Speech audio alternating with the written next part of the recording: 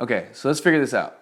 Are you balling out of control? You're going in 60 days when you bought this house from now. Can you count the amount of money that you're making? Are you like drowning in profit or are you drowning in debt? Was this a total mistake? So let's go through that. How much did it cost you to completely furnish this place?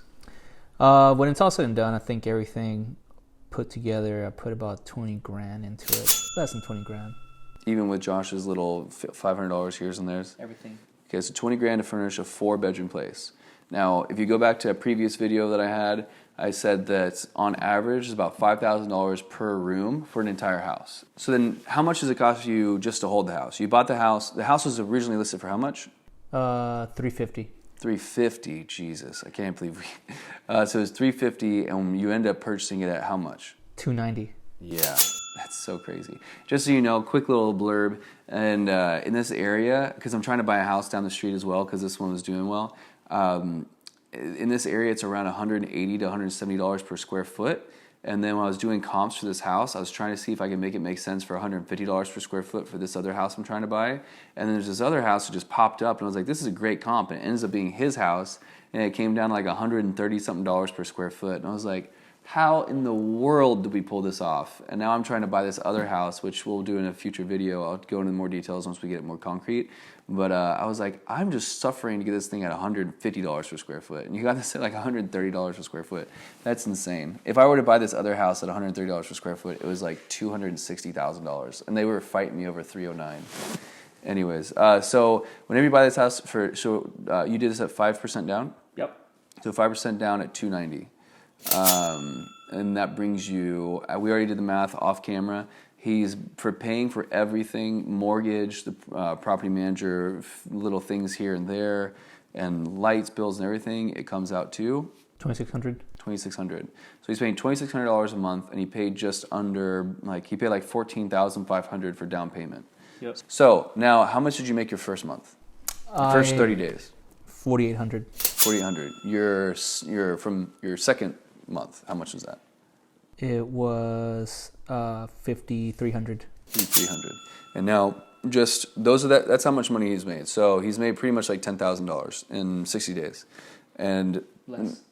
A little less than 10. And then now projected. Now here's where it's really important. Airbnb on your back end, you get to see what is projected earnings for like already booked next month, right? So your projected earnings are already for January over $4,000, and then for February they're over $2,000. Is that correct? Correct. So not no matter what, but basically you're already going to be making that money, so you can already bank on that. Mm-hmm. And so your bills are already paid for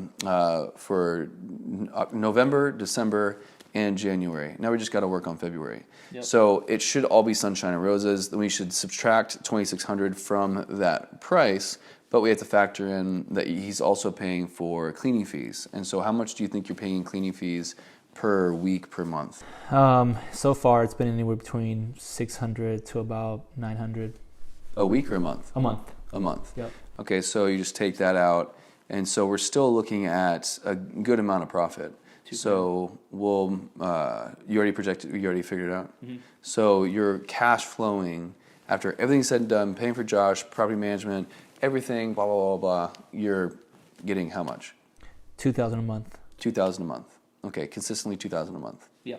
Okay, so at this point, right now, brand new Airbnb, he's making $24,000 pure profit a year. Okay, and that's not super exciting, but his property will grow over time and it'll become more and more profitable as the bookings get more and more consistent for longer out bookings. So for cash on cash purposes, for him to pay off all of his upfront debt, as of right now, to pay off the $20,000 for the furniture and then the $14,500 for the down payment, it's going to take him on average $2,875 per month. And he has to pay that every single month towards himself to pay back all the upfront costs. So we have to also factor in the fact that even though he's making $2,000 on average profit right now, this is a new listing and it got put up on the market in December. And so you would think with Christmas that it's November. You would think with Christmas it would be like a really heavy month, but December and January are actually a really slow month. If you look at all the other Airbnb practitioners, their Decembers and Januaries are always very low. Even Novembers, like you start seeing that slump, which is very interesting to me. But I guess people stop traveling as much, even though it's the biggest travel time of the year, whatever. But yeah, so he's doing that well in this slow month with a brand new listing. So we can only hope that it's going to start going up to $3,000 a month net profit, and really hope for $4,000 a month net profit.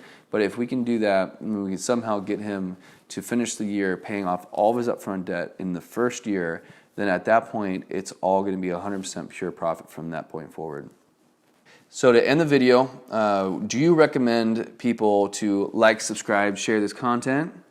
Yes. All right. And do you also recommend people to buy an investment property? He totally trusted me on this. He went all in. He's like, Sean, I don't know what I'm doing. I was going to trust you. Here's all my money. Let's make this happen. Are you glad that you made that decision? Yes. Okay, that's good to hear. And do you have, for anybody that's out there that's watching this video that's a little nervous and a little unsure of themselves, they haven't even got approved for a loan because they're scared of what that they might get approved for and might not get approved for. Like, these people have so many doubts and fears in their minds right now, because you were there at one point as well. Right. If you were to go back and talk to yourself back then, or talk to those people that are watching this video right now, they're just needing something. What would that something be that you would tell them? If I was to go back into myself, I would have said, do it a lot sooner. If I was to tell everybody else, don't do it. It's all mine. Mine. No, go for it. It's a matter of just, being patient, and I really did trust you throughout the entire way. So I put a lot of trust into Sean. I told him, I was like, listen, dude, if this doesn't work out, that's why I'm doing MMA. No, I mean, I work hard as it is already, so I wanted to go ahead and create something that was going to work for me, and so I trusted you, and here we are. Do it. Pretty motivating. All right, fantastic. All right, guys, thank you so much for watching not only this video, but all the videos on my channel. Recently, we saw a big uptick in all the subscribers and viewer counts and comments and likes, so thank you so much for all you guys that just are new to the channel. And we do like to have short, fun videos, but we also like to have these long videos as well that really dive deep into not only the numbers and the properties, but also the mindsets of the people that are investing in these properties. You can do this stuff too, and if you're waiting, then stop waiting. Even if you're in Texas, Dallas, Austin, or you're in another state, it can work for you. You just need to find someone like myself that really knows what they're doing and that can hold your hand through the entire process. So just get with the lender, get yourself approved, and let's start investing together. All right, guys, happy 2020, and I'll talk to you later. Bye.